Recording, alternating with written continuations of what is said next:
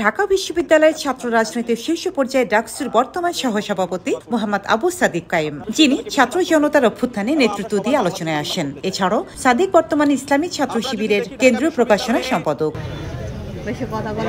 জুলাই মাসের ছাত্র আন্দোলনে যিনি ছিলেন অন্যতম সক্রিয় মুখ, অথচ নিজের রাজনৈতিক পরিচয় গোপন রেখেছিলেন। অনেকেই তাকে বিশ্ববিদ্যালয়ে সালমান নামে চিনত।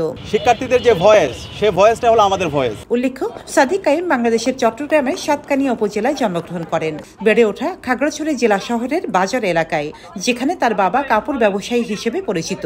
তার ছোট ভাইও চট্টগ্রাম বিশ্ববিদ্যালয়ে পড়ছেন এবং সক্রিয়ভাবে ইসলামী ছাত্র শিবিরের রাজনীতির সাথে যুক্ত রয়েছেন। তার শিক্ষা জীবন শুরু হয় বায়তুল শরফ জব্বারিয়া আদর্শ মাদ্রাসায়। সেখান থেকে তিনি 2014 সালে দাখিল পাশ করেন। পরবর্তীতে বায়তুল শরফ আদর্শ কামিল মাদ্রাসা থেকে আলিম পাশ করার পর ঢাকা বিশ্ববিদ্যালয়ের রাষ্ট্রবিজ্ঞান বিভাগে ভর্তি হন এবং স্নাতক ও স্নাতকোত্তর সম্পন্ন করেন।